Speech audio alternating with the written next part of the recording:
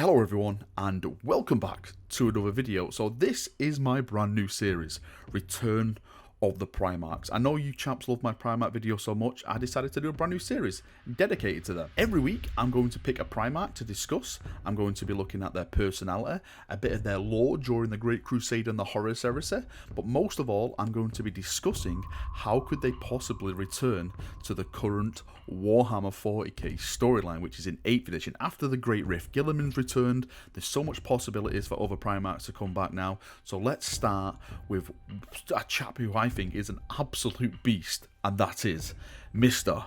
Jaghatai Khan. So who is Jaghatai Khan? Well, he is the Primarch of the 5th Legion, the White Scars. He's got names like the Great Khan, the Warhawk, and I've got to tell you that this chap loves to go fast. His entire legion loves to go faster. They love the need for speed. They're that fast that their symbol for their chapter is a bolt of lightning. They're faster than lightning. In fact, they are super slick when it comes to riding those awesome jet bikes during the Great Crusade and the Horus Heresy. And I've got to tell you that this chap is an absolute beast in combat as well. I personally think he is the best swordsman that has ever lived in the Imperium. Even Thorgrim stepped up to him once and was like, you know what, Khan?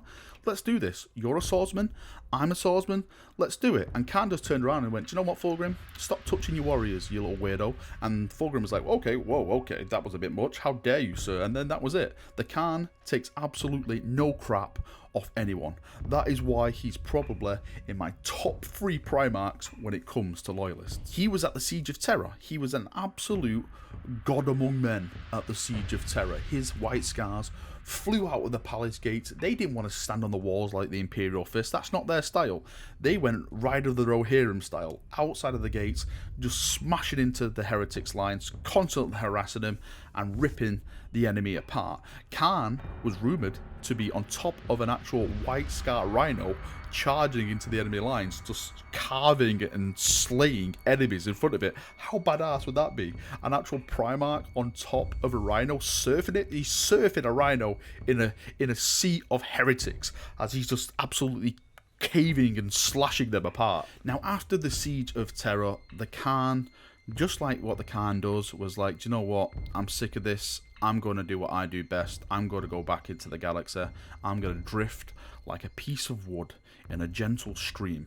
But anything I come across, I'm going to butcher and dehead if it's not in the name of the Imperium. So that's what Jaghatai did. Jaghatai Khan is a master of getting lost and ignoring everything that's going on around him and just purging. That's all he likes to do. He just likes to purge the Xenos or anyone who dare claims authority over him or the Imperium. Now, the disappearance of Jaghatai Khan is related to the Dark Eldar, or the Drukhari, however you want to say that bloody thing.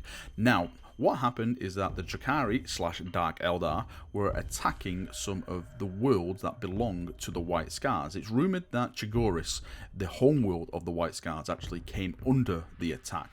So the Khan was amazingly mad at this. He wanted vengeance, so he pursued the Dark Eldar / Drukhari fleet, and when he got too close to the webway, which they vanished into, his ship actually got sucked in to the webway.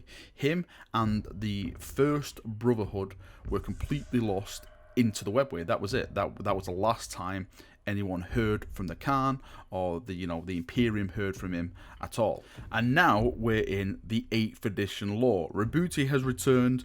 There's a great rift across the galaxy, and there is a huge, massive, fat, juicy hint that Jaghatai Khan could be returning to this 8th edition lore. So this, my friends, is where the fun begins. Now, there's never been confirmation that the Khan died when he went into the webway.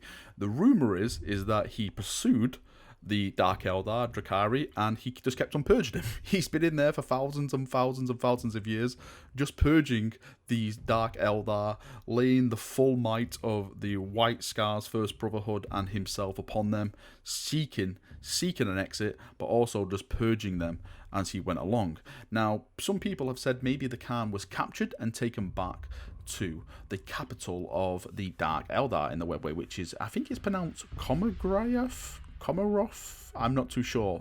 Saying Xenos stuff makes my eyes bleed, so I may be wrong with the pronunciation on that one. Now let's get into evidence. Let's get into hard facts. I know that's what you want. Valrak, give me facts. How can the White Scar Primarch, Jaghatai Khan, the Warhawk himself, return to the 8th edition storyline? Well, if you're looking on the screen now, this book, The Last Hunt by Robbie McNiven, is our biggest hint to the return of Mr. Jaghatai Khan, because in that book an entire company of White Scars ventures into the webway to find their lost Primarch. This book is in the current lore. It starts, I think, right at the start of the great rift across the galaxy, so it is definitely involved in the present day lore of 40k. So that company's ventured into the webway.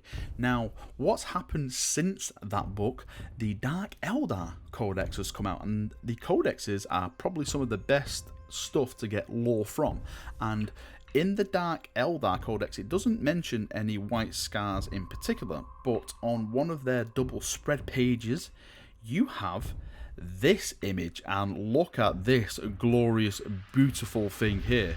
This is the White Scars fighting the Dark Eldar, and this is actually in the webway.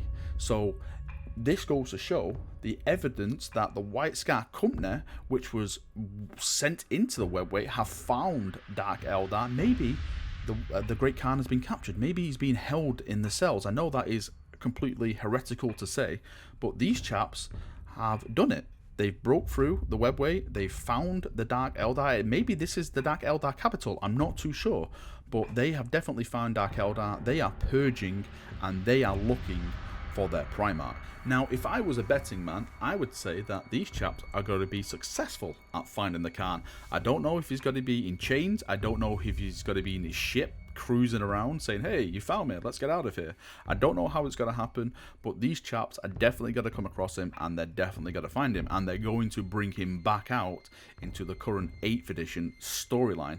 If anything about this whole situation, about, you know, the Last Hunt book with the Scars going into the webway, the Scars finding him and bringing him out, I personally think this is how you do a story on bringing back a Primarch. I know the Rebooty story was a little bit, hey, Reboot is alive, yay, and stuff like that. It was kind of forced, if that makes sense. It was basically there just to go along with the story when it happened. But this is personally how I would like a Primarch to come back, with lots of story involved, books surrounding it, big awesome books like The Last Hunt surrounding it, where it has a lot of good plot details, a lot of good information surrounding how that Primarch returned. Not as just like, okay, he's alive now because we gave him this fancy suit and the Eldar gave him the kiss of life. No, this is how you bring back a Primarch. So now let's enter the realm of fandom, let's enter the realm of theory, let's just enter Valrak's mind. What happens if Jaghatai Khan is brought back to the 8th edition? How does that change stuff? Well, for one, Guilliman's got an ally. Jaghatai Khan and Guilliman got along. There was never any bad blood between them at all, so definitely Guilliman can trust the Khan. How the Khan would react to the political situation of the Imperium, I think he'd basically just look at it and go, told you so. This is why I keep myself to myself. You can't trust these absolute idiots. This is why I like getting lost in the stars, going out and just beheading people, because this is the kind of stupid stuff which happens when you give mortals power. I definitely don't think he'd get into the whole political situation like Guilliman's done. That's not the Khan style. He'd basically say, right, Guilliman, where do you want me to go? Alright, I'm going to go over there and I'm going to absolutely purge the entire sector until you're happy and I can go somewhere else. That is the Khan for me. He would just use his abilities that way and he would just go off and purge. One awesome thing which I can see from this is that Mortarion is back as a demonic Primarch, and the White Scars and the Death Guard don't really like each other. There's a lot of stuff that went on in the Horus Heresy. The Death Guard basically were the ones sent to turn the White Scars to the Whoremaster's side. The Khan didn't like that. The Khan actually had a duel with pre-demonic Mortarion, and then the rumour is, of course, that he had another duel with demonic form Mortarion at the spaceport on the Siege of Terror. I don't really want to get into that because that's not really confirmed. That's the old lore. I don't know if that's going to be carried on with this, you know, the new kind of lore from the Horus Heresy book, so I don't really want to go down that dark, unknowing path as of yet. But how awesome would it be if, you know, the Khan came back, Mortarian's back, and they're just like, okay, let's finish this. Let's do this. Third time lucky. Let's do it. Let's go in and let's fight. The Khan, like I said, is an absolute beast when it comes to a melee combat, you know, with his swordsmanship and stuff like that. There's really no one who can go toe-to-toe with him. Maybe Demonic Fulgrim maybe now can go toe-to-toe with him, since he's got like 4 arms and he's got 4 swords. I'm not too sure how that would go down, but I'm sure the Khan could basically handle himself, because he's a very secretive person. He keeps his practices, his skills to himself, so no one really knows how much trouble they're in with the Khan until they're actually fighting the Khan. Like, oh crap, this guy's really, really good. What have I done? I've made a terrible decision with my life. Of course, you can watch this video, and some of you are probably thinking it, Valrak, what are you smoking? Can I have some? Where these things are just completely ridiculous. And you know what? Yeah, they are. But I have hope. I have hope that the Khan will return. I'm kind of connecting the faded dots which are there. Mostly this is hope. Hope is the first step on the road to disappointment, as they say. But I have hope, and I definitely think the White Scar Primarch will return. I'm not too sure if he's going to be the next Primarch to return. There's a lot of evidence, maybe like Leman Russ is going to return with the Wolf Time and stuff like that. But hey, guess what? Maybe Leman Russ may be the next video for next week. This is what I want from you chaps now. This is the end of the video. I want you to give me a Primarch name in the comments on what you want me to do next. Let's have a little bit of fun of this. Let's just explore as many ridiculous areas we can possibly get. Let's gather as much evidence as we can, and let's just have some fun discussing Primarchs returning to the 8th edition. This is Valrak. I hope you've enjoyed the video. I've had an absolutely amazing time putting this together. It's just been so good trying to go around gathering some information and just talking absolute nonsense, as I always do. Thank you for watching the video. I hope you've enjoyed it, and I shall see you all very, very soon. See you now, and bye-bye.